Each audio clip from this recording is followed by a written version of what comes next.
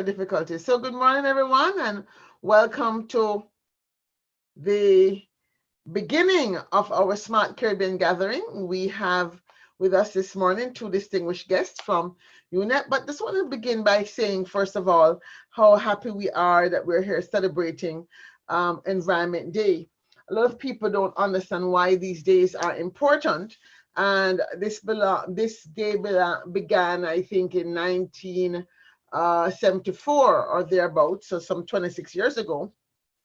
And the whole idea was to have an opportunity to allow for the world to understand the critical importance of environment to the issues that matter to us, which is whether it's biodiversity or wildlife crimes, but just recognizing the fact that the earth that we live on has its own personality and needs a right to breathe. And we see now, as COVID-19 has kept so many of us indoors, how different some of the statistics are around the world in terms of the things that people measure: air quality, air pollution quality, water quality. But enough of that. I wanted us to go straight in. We have only 45 minutes or so, actually only 40 minutes or so, to cover a lot of ground. And I want to introduce Mr. Vincent Sweeney, who is the head of the UNEP regional office, and just invite him to bring to us some information from UNEP. We also have as our other guest, Ms. Joan Norville, who is a commissioner with the Organization of the Eastern Caribbean States, who works a lot in environment and coastal zone and a lot of things to do with these Eastern Caribbean countries. But all of it to do with the biodiversity that is happening for the Caribbean and the fact that we are one of the world's biggest or most diverse hotspots in the world. So without further ado, I'd like to welcome our guest, Vincent Sweeney, and turn the floor over to him for his presentation. Thanks, Vincent. Thank you, Joan. Thank you, Claire. And thank you to all of the organizers of this event, and happy World Environment Day. I trust that you are seeing my screen. Yes, we are. And you're hearing me clearly. Yes. I'll try to be as concise as possible, and will indicate that the slides will be made available to the organizers if anybody would like to have more detail. But what I'm going to try and do is focus on what I understand to be the theme of this session, which is importance of biodiversity and looking forward. So the title, Why Biodiversity Matters for Smart Futures. And in order to start the discussion, I'll briefly run through what is biodiversity, take a few seconds to discuss why it's important, and then come back to that a little bit later on. And I wanted to focus particularly on the fact that biodiversity is not only the living things that make up the earth, but also the ecosystems, and I'll come back to why I'm focusing on the ecosystems that house all of these living things. We tend to think of biodiversity as just animals, plants, and so on, but it's actually the environment in which they live as well. And also just wanted to highlight that there are, in fact, estimated to be about 8 million or so of these different types of species. And why are they important? Is because they provide essential services and benefits. And these are essential services and benefits to us as humans, as well as, of course, the world around us. And I will come back to this as well, but just to highlight some of those initially, including providing us with food, pest and disease management, and in a time when we're looking at COVID-19 and the whys and the hows and what to do about it, I'm going to come back to this as well a little bit later on. Of course, biodiversity also serves the purification of water and air. It prevents erosion of our soil. It protects us from natural disasters. It helps with climate change. And of course, it provides avenues for recreation and supports our tourism industry. And speaking of industry, of course, we recognize the economic value of tourism, even more so now when tourism in much of the Caribbean has been put pretty much on hold.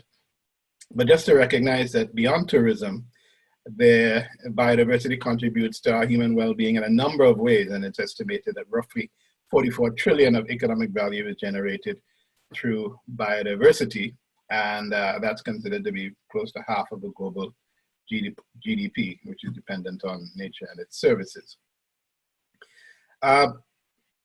So we have biodiversity. We recognize what it is. But do we realize that we're losing that biodiversity? Here are a few facts in terms of the rate of loss of biodiversity. As I mentioned in the previous slide, there's about 8 million species, but today 1 million of those plants and animal species are facing extinction. So 1 in 8 is estimated. And according to one of the foremost science policy platforms on biodiversity, we are seeing abundance falling in a number of species, amphibians, for example, marine mammals, vertebrates are being driven to extinction, and even domesticated breeds of mammals, which are used for food and agriculture. So we are in a crisis. And why should we be concerned? Why is this biodiversity loss a concern? Well, I've spoken already about the benefits to people. And if we lose biodiversity, we're losing this benefit. We also, as we start to look for vaccinations and additional drugs to help us with new and emerging diseases, we need to recognize that biodiversity loss can mean a reduction in the options that are available for developing these new drugs, which is something, again, we don't necessarily think about. We tend to think of drugs as coming from labs rather than from nature. And of course, in some cases, we can see a loss of the complete ecosystem or the collapse of that ecosystem and what they call extinction cascades, where one species loss leads to another. And that's why I wanted to focus earlier on the fact that biodiversity includes the ecosystems that house the various species. So let's go more specifically to the Caribbean and see what exactly we are talking about when we talk about Caribbean biodiversity. Well, you may realize that over time, the things we used to do on the land have changed. We've cleared land that would have been considered virgin forests for agriculture, for housing. We've removed mangroves, particularly for tourism development and hotel construction. We've filled in wetlands to regain land for housing, etc. And we've destroyed, as a result, habitats. A bit of hunting as well, but we've also introduced invasive species. And we're not talking about human invasive species, we're talking about other types of species, which I'm going to speak to very shortly. And of course, we all know about pollution and how that has degraded much of our land and our coast as well. These are some ideas of what you would consider to be invasive species. We're probably more familiar with the recent lionfish infestation in some parts of the Caribbean, the giant African snail, and the mongoose going back to the days of the sugar plantations. But we probably don't think of things like iguanas and tree frogs and even monkeys as invasive, but in many of the islands, they are in fact invasive species. We also have a lot of plants that are invasive, and we're probably more familiar with the pink mealybug, which was impacting on hibiscus, and the black and yellow cicoca, which had a severe impact on the banana industry.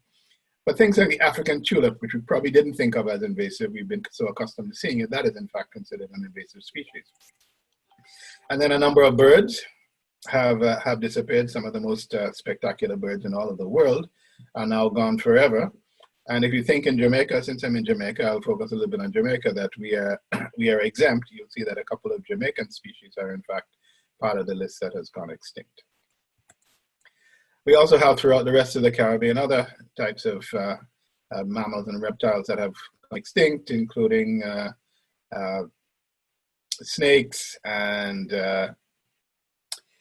what we would call the giant gallywasp, which is native to Jamaica as well, and other animals which you probably wouldn't think about because they've been so rare in the past, and now some of these have gone extinct.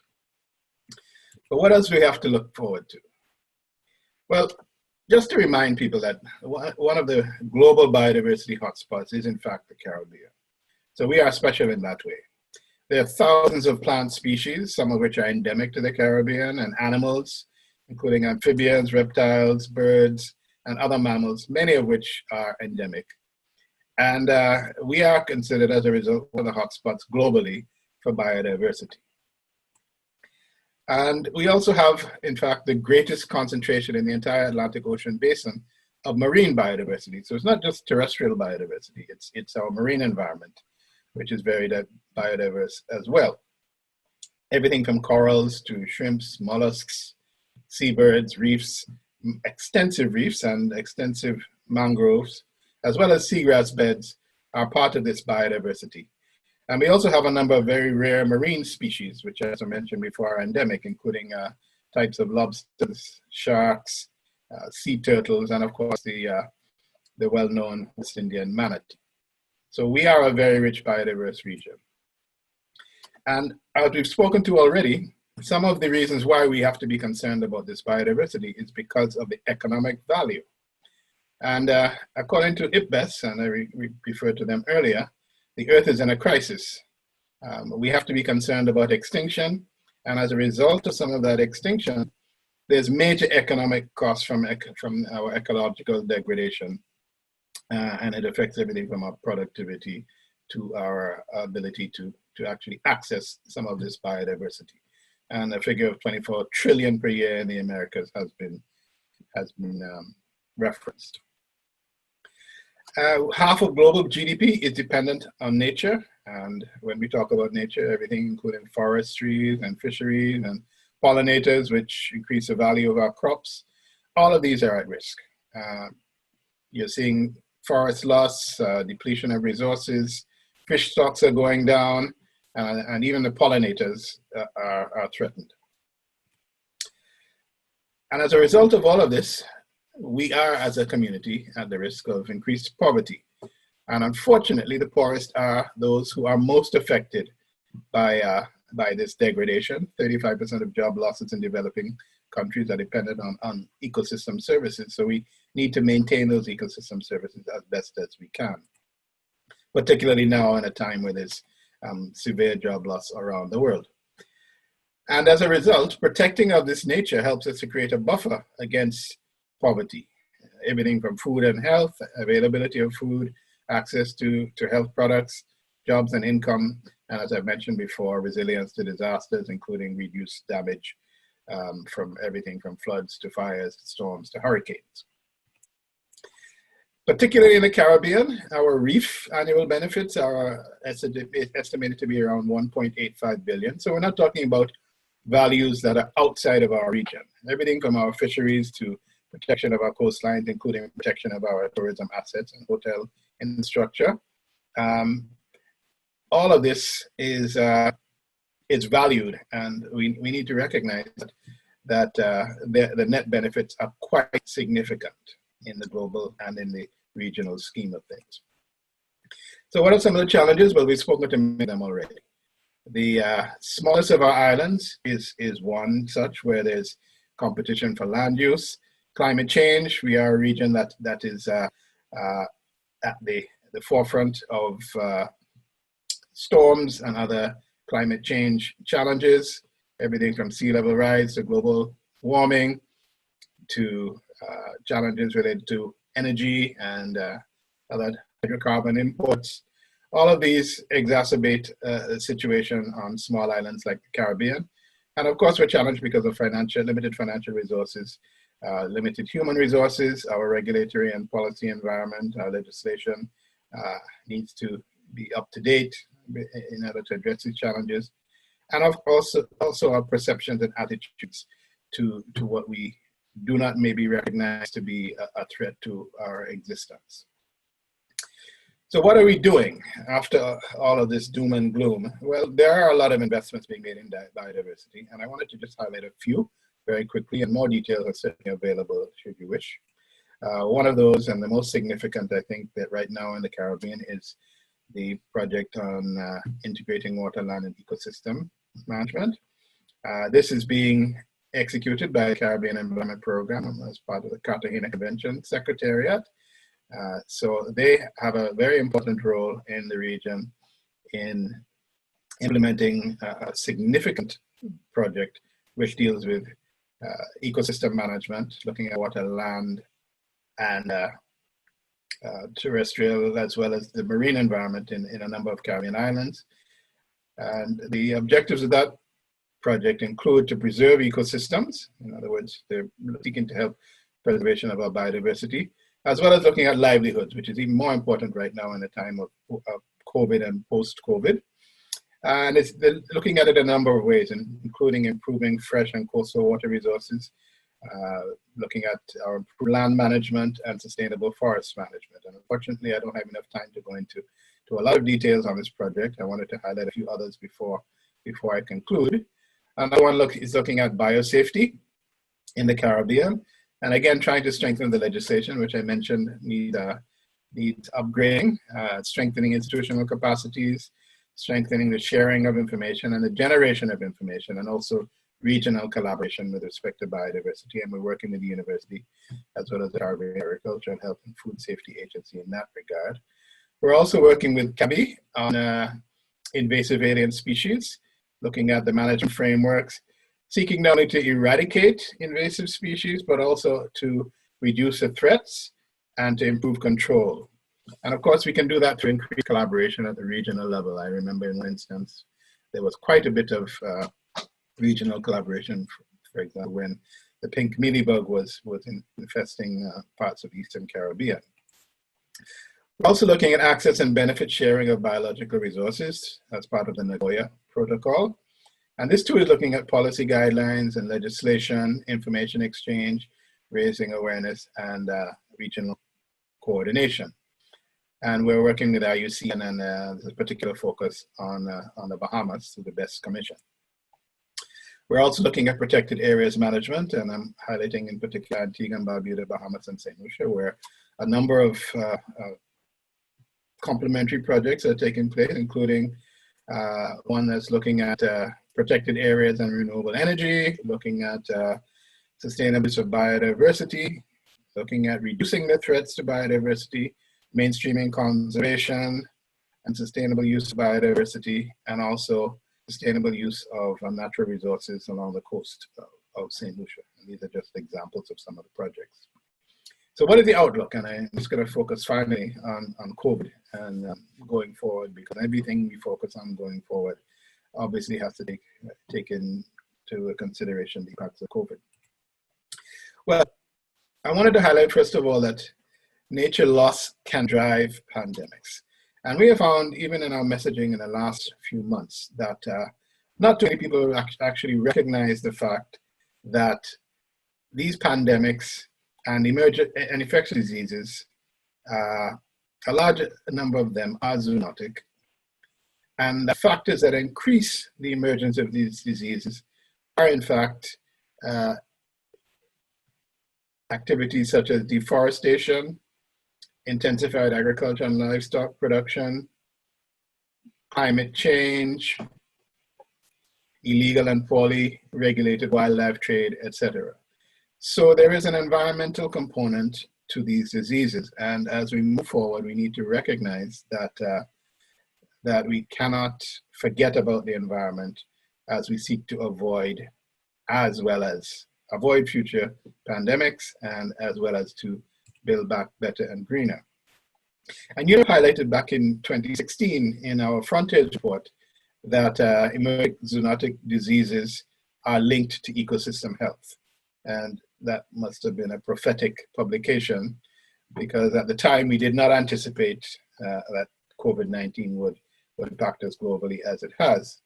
But we recognize that the health of our planet plays an important role in the spread of the zoonotic diseases, and therefore, as part of our global as well as national strategies to build back better and recover, we need to bear in mind the importance of biodiversity.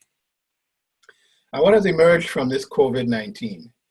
Well, we recognize that we need to strengthen the illegal wildlife trade, control of illegal wildlife trade. We need to safeguard habitats. In addition to that, we need to curb the degradation of those habitats. We need to strengthen the regulation of sanitary standards to enhance biosecurity. And we need to enhance our resilience globally, as well as do more research to build evidence on the risk profile of the species in the context of zoonotic diseases.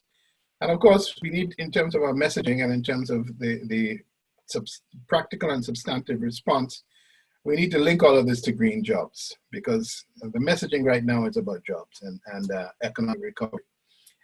But as we try to identify how we're going to recover economically, we need to think of new types of jobs and look for opportunities that might exist that maybe had existed before but were not considered as closely as they now need to be, and recognize that this epidemic is an opportunity to build back better and greener.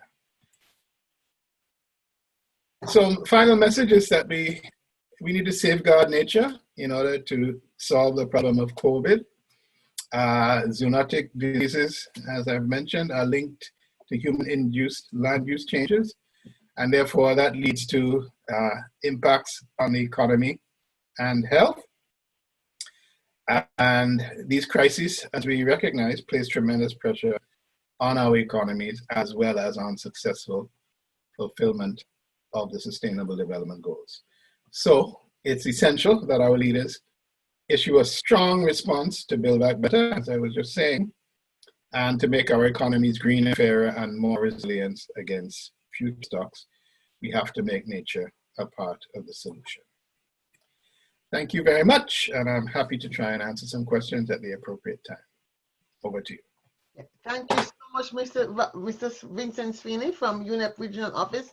I just want to say two things stood out for me on this issue of green jobs. At the end of the day, the politicians and policymakers definitely have focused on short-term solutions, and jobs is a big issue for them. And secondly, a language I will start making sure I use more often, making nature part of our solution. So we go straight now to Miss Joan Norville and get her input, and then we open the thing for questions when she's done. Okay. Thank you, Dr. Nelson, and good morning, afternoon, evening, everyone, depending on where on the globe that you are, which region or which diaspora you may be listening at or viewing. First, I'd like to say a happy World Environment Day to you and to yours. And the theme for the World Environment Day this year is time for nature for us. So the well-being of humanity depends on maintaining a healthy environment with functioning ecological systems, a rich diversity of plants and animals, fertile soils, pure water, and clean, fresh air. And Mr. Sweeney of UNEP has already given you all the background into the biodiversity, the species we have, and even in the Caribbean. And just to follow up on what he said, I think some of us have missed this clean, fresh air, this being able to enjoy taking the walks and all of these things in the past few weeks with the restrictions placed because of COVID-19. We have also seen the economic impacts, and that has been mentioned even with Dr. Nelson, that dealing with this pandemic has caused. However, the negative impacts of human activity have again been highlighted during this pandemic by the regeneration of the environment, where the restrictions on us humans have reduced the pressure on our natural resources. And examples of this have been featured visually by media houses across the globe. So you're seeing like no more smoke-filled, cities and all of these things, clear waters. So all of this, we see now that the impact that our activities have placed on the environment. With regards to the Eastern Caribbean, which is narrowed down to what Vincent mentioned in terms of the Caribbean, we're looking at the Eastern Caribbean member states. We consider not only the economic impacts and the benefits for each country, but we also look at social well-being, human health, as well as economic growth in the region, and recognize that it is dependent on the natural resources therein. And it's therefore vital that our citizens recognize the need to balance socio-economic development and health of the environment.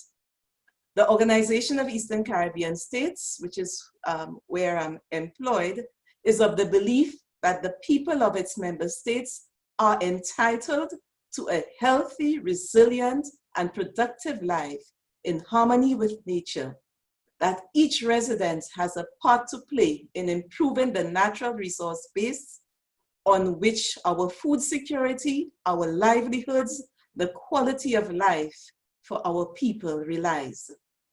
And we recognize that as small island development states, our mountain ranges are in close proximity to our seas. We only have a narrow strip of coastline separating the two. And also Vincent mentioned, we have more seascape than land mass. So as such, the OECS promotes the island systems management approach for sustainable development. And in island systems management, we're looking at sustainable management and use of our natural resources to reduce vulnerability and build resilience of our communities, our businesses, and ultimately the region.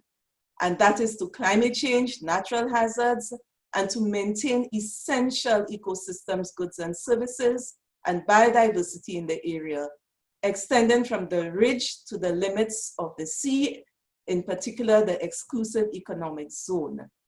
And this, if we're looking at smart futures, this is important for us. As a result, the Commission has been developing and implementing several interventions aimed at ensuring a balance between economic growth, social well-being, and the health of the environment through integrated planning and management, informed decision-making, and good governance. As Vincent mentioned earlier, the decline in ecosystems and biological diversity, not only globally, but specifically in the Caribbean, we at the OECS have sought to reduce member states' vulnerability through strategic action plans under an OECS Biodiversity and Ecosystems Management Framework, which builds on a recently developed Caribbean biodiversity strategy, and of course contributes to the 2030 Sustainable Development Agenda, or the Sustainable Development, including the Sustainable Development Goals.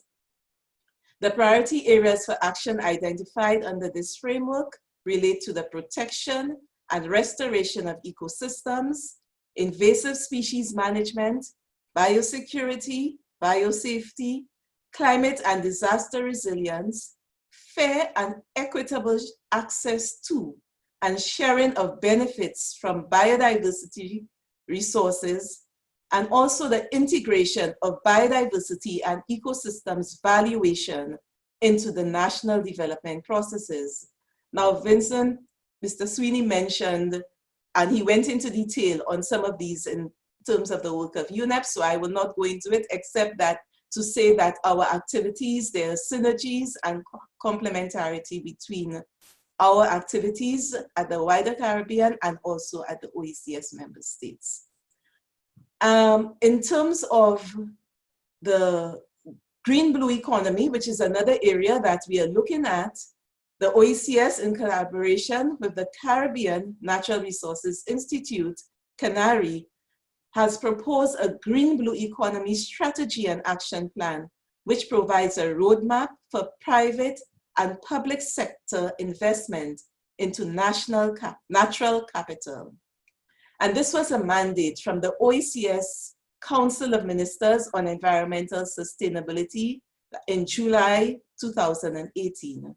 The Green Blue Economy Strategy recognizes that a new economy in the OECS will need to be grounded in 5 key principles: economic viability and prosperity, environmental sustainability, social equity and inclusion, good governance, and resilience. Just today, in observance of World Environment Day, the OECS, through the ADAPT Action Climate Change Program, has launched a publication titled A Toolkit to Mainstream Ecosystem-Based Adaptation, Gender Equity, or Gender Equality, I should say, and Social Inclusion. We also have a number of projects like UNEP currently implementing or about to be initiated. And these, they focus on food security, integrated landscapes management, marine and coastal biodiversity, oceans governance, human mobility in the context of climate change, to name a few. And there are many more, but in the interest of time, but y'all can visit the website. But one thing I would like to say that these strategies require strong emphasis on coordination and collaboration, information and knowledge sharing, partnerships, including private and public sector partnerships, and civil society, stakeholder engagement, capacity building, and resource mobilization. The OECS was therefore pleased to accept Dr. Nelson's invitation to be part of this town hall, especially given that the actual and potential contribution of stakeholders living outside the Eastern Caribbean region, we are hopefully that part of the target audience. And we know that our diaspora have interests in our region and they continue to do it. We look forward to further dialogue with the diaspora in the various parts of the world. And Dr. Nelson, we thank you for your untiring efforts in bringing the Caribbean together. Thanks also to my colleague, Vincent, Sweeney, and just to also mention that we have been involved in some of the projects that he mentioned, and we try to collaborate and ensure that we do not duplicate our efforts, but we see synergies where possible. So for everyone listening or viewing, please, let's make time for nature. Thank you. Yeah, thank you so much. I have a question here from the floor to Mr. Sweeney. I don't know what happened. Who moved my question? It was a question about the financial markets. How can the financial markets more appropriately price the value of biodiversity, better to protect it? And that's an interesting question. And while you gather your thoughts, I want to also add that one of the things that is interesting for me right now is to use this pause to sort of make a complete shift in the way we think about things. The fact that the New Zealand government has been able to, I think in 2017, use Maori culture to create new laws around giving nature, giving a river, giving a mountain personality, legal personhood, is something that I think we might want to start thinking about for the Caribbean region as we face the pressures of tourism and unrelenting development. So I think there's two questions I'm asking you right in that one question. Number one, what you're asked, is there a way for financial markets to kind of price biodiversity better so we can manage it better because we would then value it? And secondly, my question is, can we move to another metric? How can the Caribbean learn from places like New Zealand to move to another metric, a way of thinking that allows us to also value the earth and its gifts in a new way? Claire, I actually was typing my answer into the chat box while Joan was speaking, and for the benefit of the recording, I had said that in response to how the financial markets can appropriately price the value of biodiversity to better protect it, which was a question.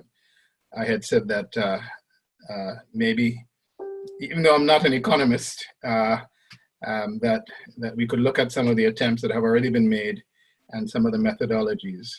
Some of those methodologies, for example, look at the willingness to pay. In other words, is a tourist coming to the island willing to pay more for an experience in nature, going to a national park or going scuba diving, etc. And other options that I've seen look at the cost of replacement of natural infrastructure. For example, if you take out a mangrove and you have to build a seawall or put in boulders or other shoreline protection infrastructure, what is the cost of that in terms of the everything from the actual cost of construction, but also what is the cost that what are the losses to the natural vista? You know, the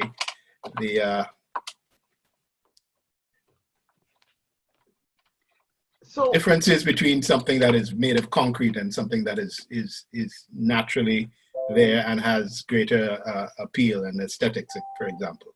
And I finally said it's very complex, but it's something that needs to be recognized in valuation, because we tend to put a value on cash rather than on our nature. Yeah, and that's an issue. And I think as we move forward, and again, I'm not sure if in the OECS it's different from in Jamaica. I mean, I think Jamaica is a big enough country that people who live in the hillsides, for example, don't really value the sea as much. It's like the sea's just out there to go to the beach occasionally. And then that's why we have all this garbage being thrown, and the relationship between the garbage and their lives is not important. So, Ms. Norville, Joan, could you please tell me, how are you, do you see any change in terms of the mindset shift? Because what we have to focus on right now, I think, is not just what the organizations like United Nations is doing, and even government, intergovernmental organizations like the OECS is doing, trying to do, but I want to figure out how we can stop people from thinking about it of like, well, it's a UN project or it's an OECS project, and getting some ownership. And I think I'm trying to see if we may have to use different language, if we may have to use a different design approach. But one of the things I'd like to think about, me, I'm able to get to it today, but when I think about SMART, in the M, I'm talking about meaningful metrics. And I'm wondering if we can't begin to talk about the metric of well-being that is more easy to grasp by average people, that can allow us to begin to teach the high schoolers, elementary schoolers, a way to think about their environment that they can then carry into adulthood and the jobs of responsibility that they will have to lead. Private sector responsible for waste management, or public sector responsible for policy. So Joan, could you just give me some sense of what, you have been in this business for a long time, what might we do better? And if we had to pick one or two things going forward, especially in the next 6 months, to number one, get back to work with new jobs, as we have heard, as well as begin to change the mindset, because not everybody's shaking up. So we have like a empty ground to, to kind of put new ideas into. How can we kind of use the space of opportunity of the post-COVID environment to reintegrate and help people to reimagine a different way of being? Okay, so it has given us an opportunity, the COVID, to value nature. So you mentioned the beach and the sea and taking a sea bath. A lot of us, when we were under lockdown, we are not able to go to the sea. And that's when some people figure they were agitated. They need to go outside. They need to go walking. They need to go hiking and all of these things. And also because that they have also been telling us that to help you to fight this COVID-19, you need to boost your immune system. So you need to have proper nutrition, exercise and all of these things. So this has made us look at our health. It also made us look at our mental well-being, because some people were getting, what they were saying, they were having lockdown blues. They were literally going crazy, kind of being in. But it is an opportunity for us now to recognize how important our natural environment is to us, how much we have taken it for granted, and how we can, in the post-COVID, how we can ensure that we do not go back to our old ways, the ways of pollution and all of these things. And I think for us, that is our fear right now at the Environment Sustainability Cluster, that in the rush to get back and wipe out that economic deficit, that we may do practice, unsustainable production and consumption practices. We may forget about the environment and go back to our old ways. So we are hoping that they said we're opening back slowly, that also the environment is part of that opening back. So the food security, the planting more food, because one of the issues for us is US is one of our main exporters, that we import a lot from the US, but the US is saying they don't even have enough for themselves, so they may not be able to export to us, because of course your country first. In some, there's this nationalistic attitude, even medical supplies. So we now have to look inside and ensure that we are not, left behind and too dependent on external imports, because even tourism is another area for us.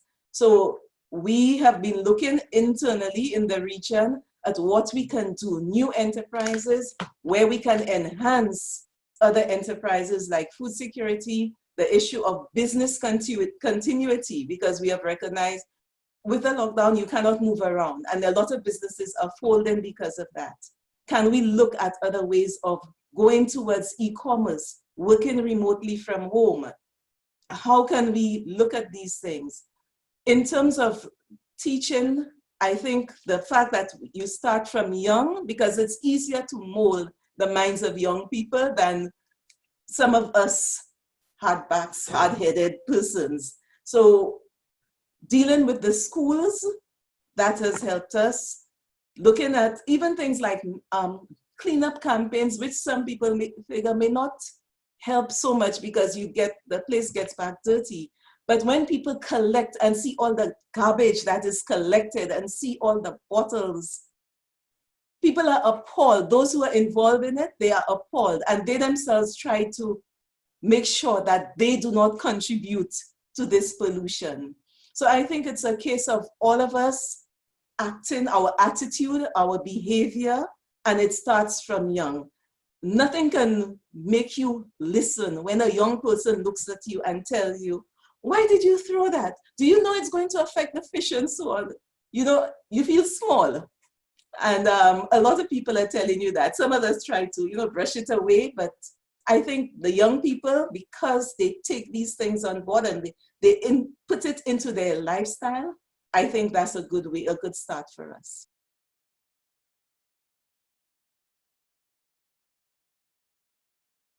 You are muted, I think, Doctor. Yeah, we're getting ready to wrap up. I'm trying not to make sure I bleed while I'm frantically Facebooking here.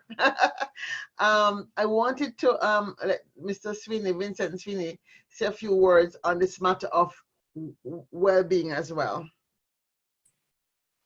Well, I think it's hard to say more than what Joan already mentioned, and I well, I was just, there's I've been when I get home to Jamaica, I've been reading this book, Donut Economics, right? And it talks about the boundaries of nature. And so when I go on campus and I'm talking to young students and I'm asking them, have you been reading this kind of material? I'm not hearing that. So I'm wondering if, as you with this, I guess, influence that the United Nations have, how might you think about maybe doing something with the university differently to help them think about these things? Because I don't think these young people on campus now have even heard of what I'm talking about. And that's one of the most new, easy to grasp. I mean, I'm not an economist either, so I'm like you. I'm like, okay, this is all Greek to me. But her book makes sense. It really makes sense. How can like UNEP be part of getting those kind of ideas into the university, for example, in the region? Well, I can say that we've had several outreach activities, including with the university, and we actually had proposed to have a series of seminars at UWI Mona starting in February. That was delayed, and of course with COVID now, that may have to be a different type of outreach, but we have started a series of monthly webinars on different topics, and we've been having very, very good feedback. In fact, we've been quite deliberate this year in the Caribbean to try and work on more outreach so that people understand better the issues and what we are doing about them. Rather than painting a doom and gloom picture, we want people to understand that there are things that are being done and there are things that we can do.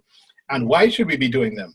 As I mentioned about biodiversity, I've had experiences with talking to educated senior professionals who don't recognize some of the things which I presented today about the links between biodiversity and COVID. They think COVID right now is hospitals and masks and social distancing and stopping to travel. They don't see a lot of the reasons why we've gotten to this point, and as part of the recovery, because we have to position ourselves as part of the recovery effort rather than the crisis management, that we need to be thinking about building back better and greener and nature-based solutions. Yeah. So yeah, there's a lot of education and awareness raising that that needs to happen, and it's really part of a large part of what we do. Yeah, we certainly need that, because I remember in high school, St. Hugh's High School for Girls, if any St. Hugh's girls are watching my Facebook page, that I got sent to the principal office because I said to my general knowledge teacher, we're learning about heather on the Scottish moors. And this was in the height of the Michael Manley era.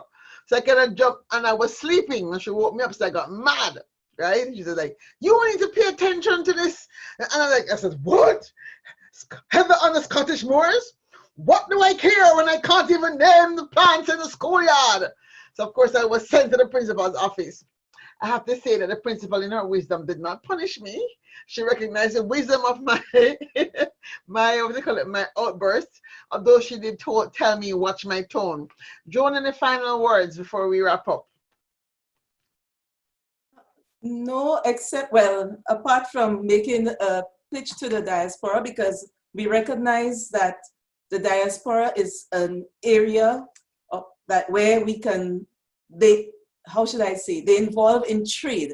We can use them to promote and market our products. And talking about local, because before, remember, we had all these traditional medicines, all the traditional products that other people are now making money out of, and we've taken for granted, or thankfully some of us still have them in our backyard.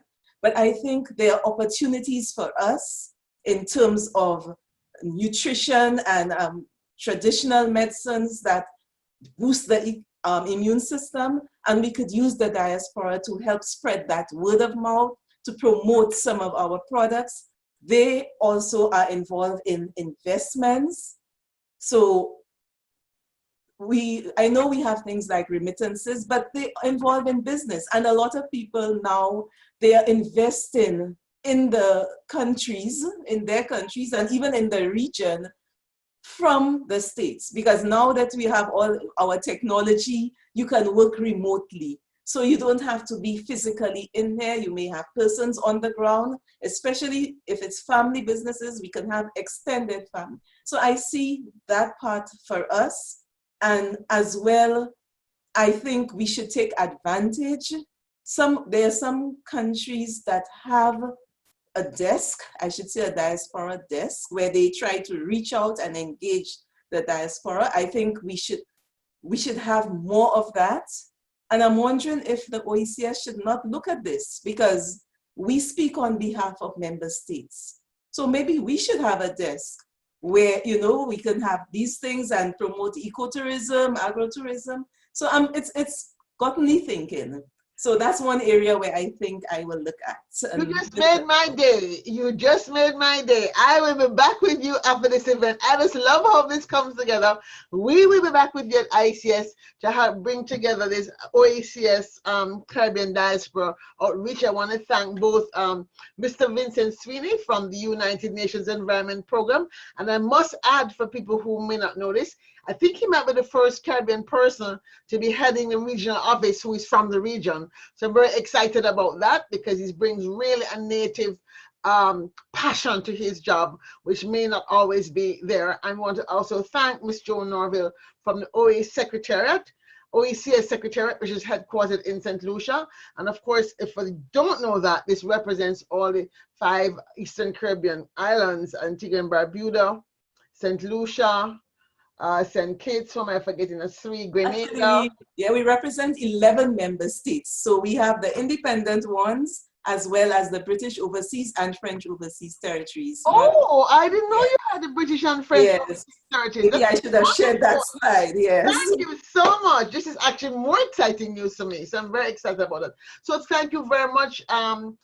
We got a note from Mr. Snyder. Thank you very much for your answers. Excellent discussion. And since I was the one at fault, I've been in lots of notes like, make it shareable. It's not being shareable. Is it being recorded? I want to share on my pages. So I figure what I'm not doing technologically and make sure it's shared so people can reshare it on their pages. Thank you, everyone. And stay tuned as we take a break, and make sure you click on the next link in your registration file for the next event that's beginning promptly at 10 a.m. AST, 9 a.m. Jamaica time. Thank you very much. Bye, everyone.